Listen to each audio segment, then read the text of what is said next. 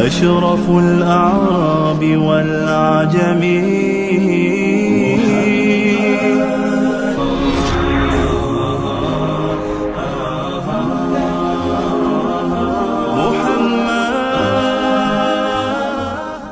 بسم اللہ الرحمن الرحیم۔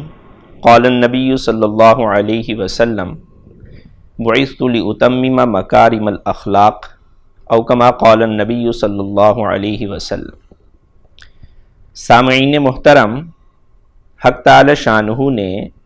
رسول اکرم صلی اللہ علیہ وسلم کو ظاہری حسن و جمال کے ساتھ ساتھ باطنی طور پر اعلیٰ اخلاق اور اوصاف کے ساتھ مزین فرمایا تھا۔ نبی کریم صلی اللہ علیہ وسلم کے عالی اخلاق کو سمجھنا میرے اور آپ کے بلکہ نوع انسان کے بس کی بات نہیں ہے۔ اس مقام تک پہنچنا ہمارے لیے ممکن نہیں، چنانچہ خود حق تعالی شانہ جو اس بات کو سمجھ سکتے تھے انہوں نے ارشاد فرما دیا انک لعلی خلق عظیم، کہ اے نبی آپ عالی اخلاق کے اوپر فائز ہیں۔ عظیم کا مطلب ہوتا ہے کہ اس حد تک کسی چیز کا پہنچ جانا کہ کوئی دوسرا اس کو کمپیٹ نہ کر سکے، اس کے مقابلے میں دوسرا کوئی آ ہی نہ سکے اس کے۔ تو نبی کریم صلی اللہ علیہ وسلم کو جو اخلاق دیے گئے وہ دنیا کے اندر کوئی اور شخص اس کا مقابلہ نہیں کر سکتا۔ حضرت عائشہ صدیقہ رضی اللہ تعالی عنہا سے پوچھا گیا کہ نبی کریم صلی اللہ علیہ وسلم کے اخلاق کیسے تھے؟ تو امی عائشہ رضی اللہ تعالی عنہا نے ارشاد فرمایا کان خلقہ القرآن،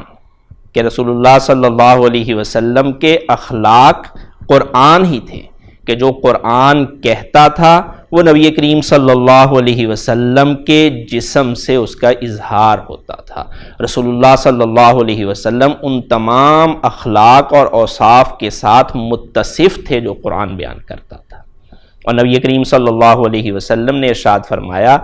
بعثت لأتمم مکارم الاخلاق، کہ دنیا میں جتنے بھی اخلاق پائے جاتے ہیں، جتنی بھی خوبیاں ہیں، جتنے بھی اوصاف لوگوں میں موجود ہیں، ان کی تکمیل کے لیے مجھے حق تعالی شانہ نے اس دنیا کے اندر بھیجا ہے۔ نبی کریم صلی اللہ علیہ وسلم کے بے شمار اوصاف میں سے نمایاں وصف استقامت کا تھا، صبر کا تھا۔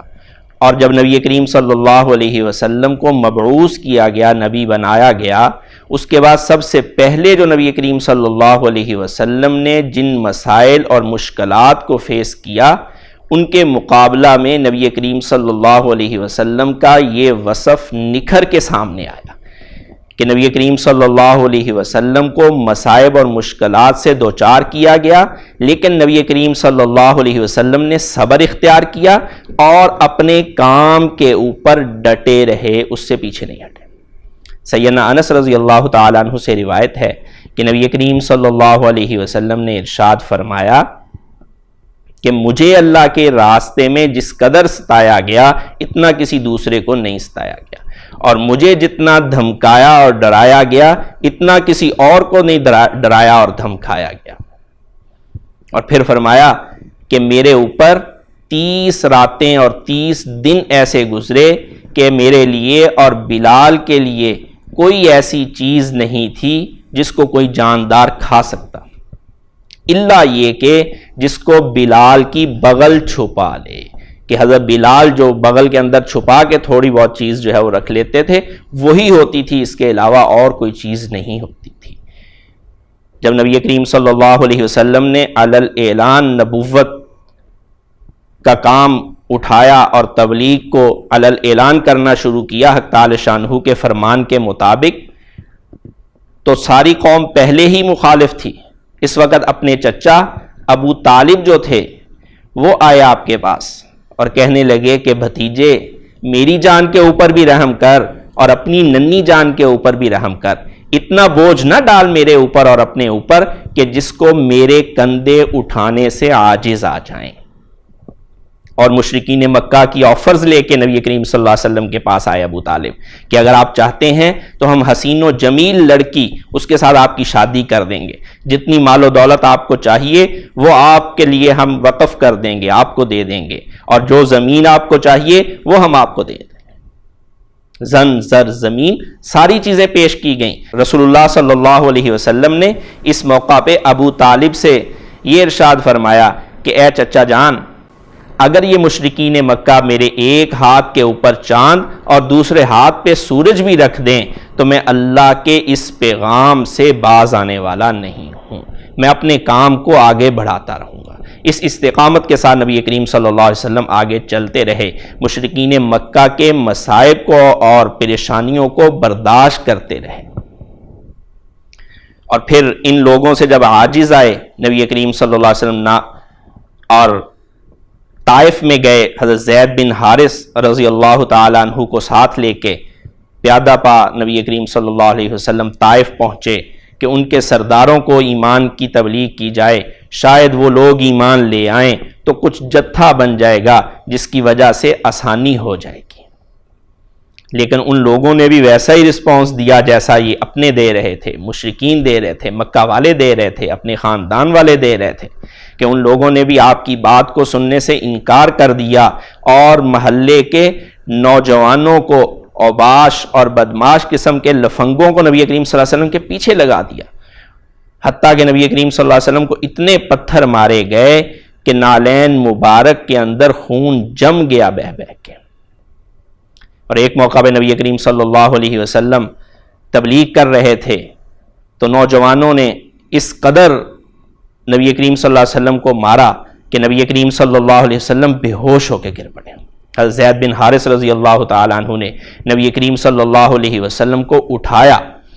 اور اٹھا کے طائف سے باہر ایک باغ کے اندر لا کے لٹایا، نبی کے منہ پہ پانی کے چھینٹے مارے، نبی کریم صلی اللہ علیہ وسلم بے ہوشی سے ہوش کے اندر آئے تو نبی کریم صلی اللہ علیہ وسلم جن کو جسمانی تکلیفیں طائف کے اندر دی گئیں، پتھر مارے گئے اور پھر مینٹلی طور پہ ٹارچر کیا گیا،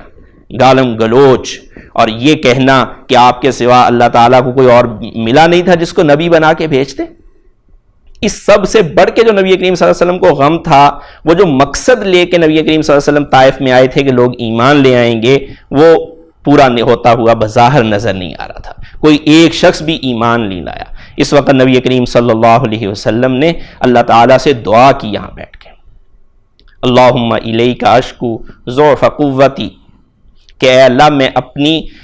کمزوری کا تیرے سامنے رونا روتا ہوں کہ اے اللہ یہ لوگ میرے اوپر مسلط کر دیے گئے ہیں، انت رب المستضعفین، انت ربی یا ارحم الراحمین، اے ارحم الراحمین آپ کمزوروں کے رب ہیں، اے اللہ آپ میرے رب ہیں، اے اللہ اگر آپ ناراض نہیں ہیں تو مجھے کوئی غم نہیں ہے کہ یہ لوگ مجھے کیا کرتے ہیں،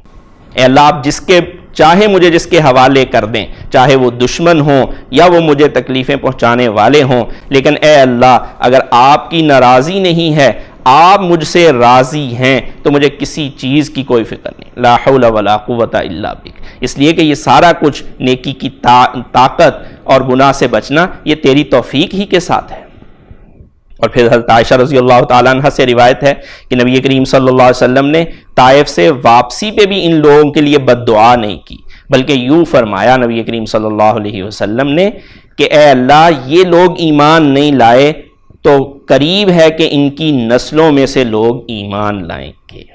یہ نبی کریم صلی اللہ علیہ وسلم کا صبر اور نبی کریم صلی اللہ علیہ وسلم کی استقامت اپنے مشن کے اوپر، اپنے کام کے اوپر ڈٹ جانا، اور یہ اسی طرح ہونا تھی، اس لیے کہ حق تعالی شانہ نے حکم دیا تھا فاستقم کما امرت، کہ اے نبی جی جس طرح آپ کو حکم دیا گیا ہے اس پہ آپ ڈٹ جائیے، استقامت اختیار کیجیے۔ اور پھر یہ صبر اور اس کے ساتھ ساتھ ان مصائب کو پہنچانے والے، ان مشکلات کو پیدا کرنے والے جب نبی کریم صلی اللہ علیہ وسلم کے سامنے آئے، جب نبی کریم صلی اللہ علیہ وسلم فاتح بن کے آئے تو اس وقت نبی کریم صلی اللہ علیہ وسلم کا دوسرا وصف، نبی کریم صلی اللہ علیہ وسلم کا ایک اور اچھا اور نمایاں خوبی نبی کریم صلی اللہ علیہ وسلم کی سامنے آتی ہے، اور وہ ہے عفو و درگزر۔ کہ ان لوگوں کو معاف کر دینا جنہوں نے ہر موقع کے اوپر نبی کریم صلی اللہ علیہ وسلم کے لیے مشکلات کھڑی کی. اور جب نبی کریم صلی اللہ علیہ وسلم فاتح مکہ بن کے آئے ہیں تو رسول اللہ صلی اللہ علیہ وسلم نے فرمایا کہ جو اپنا گھر بند کر لے گا, گھر کا دروازہ, وہ امن والا, اس کو کچھ نہیں کہا جائے گا. من دخل دار ابی سفیان فکان آمینہ, اور جو ابو سفیان کے گھر میں داخل ہو جائے گا, یہ ابو سفیان ابھی تک مسلمان نہیں ہوئے, سردار ہیں وہاں کے, کہہ دیا کہ ان کے گھر میں جو داخل ہو جائے گا وہ بھی امن والا ہو گیا. اس کے بعد نبی کریم صلی اللہ علیہ وسلم کے پاس جب یہ جباران قریش, یہ سرداران قریش نبی کریم صلی اللہ علیہ وسلم کے سامنے آئے, اور نبی کریم صلی اللہ علیہ وسلم اس وقت فاتح کی طور پہ ہیں, اور یہ لوگ خوف کے اندر ہیں, اور یہ لوگ ندامت کے اندر ہیں, شرمندگی واضح ہے ان کے چہروں کے اوپر. اور اس وقت نبی کریم صلی اللہ علیہ وسلم نے فرمایا کہ بتاؤ آج میں تمہارے ساتھ کیا کرنے والا ہوں. تو ان لوگوں نے کہا کہ آپ شریف زادے ہیں, آپ کو ہم نے ہمیشہ رحم دل پایا ہے. تو نبی کریم صلی اللہ علیہ وسلم نے فرمایا کہ ہاں, آج میں تمہارے ساتھ وہی کروں گا جو سیدنا یوسف علیہ السلام نے اپنے بھائیوں کے ساتھ کیا. لا تثریب علیکم اليوم, آج تمہارے اوپر کوئی پکڑ نہیں ہے, جاؤ تم سارے آزاد ہو, چھوڑ دیا ہم سب کو. تو نبی کریم صلی اللہ علیہ وسلم کے اندر صبر اور اپنے مشن پہ ڈٹ جانا, اور پھر عفو درگزر, ان مصائب کو پہنچانے والوں کو معاف کر دینا, یہ عالی درجے کے اندر پایا جاتا تھا. رسول اللہ صلی اللہ علیہ وسلم کے ان اخلاق اور ان اوصاف کا تذکرہ جہاں ہمارے لیے عبادت ہے, جہاں ہمارے لیے اظہار محبت ہے, وہیں ہمارے لیے ایک اور پیغام بھی لیے ہوئے ہیں کہ حق تعالی شانہ قرآن پاک میں ارشاد فرماتے ہیں لقد کان لکم فی رسول اللہ اسوۃ حسنہ, کہ ان کے اندر مومنوں تمہارے لیے رسول اللہ صلی اللہ علیہ وسلم کی زندگی کے اندر کامل نمونہ ہے. یہ آپ کے لیے رول ماڈل ہیں کہ آپ نے زندگی کیسے گزارنی ہے, جیسے رسول اللہ صلی اللہ علیہ وسلم نے گزار کے دکھلائی ہے. تو ہمارے لیے ان اخلاق کا تذکرہ اگرچہ فائدے سے خالی نہیں ہے, یہ عبادت بھی ہے, یہ اظہار محبت بھی ہے, لیکن اس کے اندر ایک دوسرا پہلو ہے کہ ان اوصاف کو, ان اخلاق کا تذکرہ کرنے کے بعد اپنانے کی کوشش کی جائے. حق تعالی شانہ ہمیں ان اخلاق سے اپنے آپ کو متصف کرنے کی توفیق عطا فرمائے. وآخر دعوانا ان الحمدللہ رب العالمین.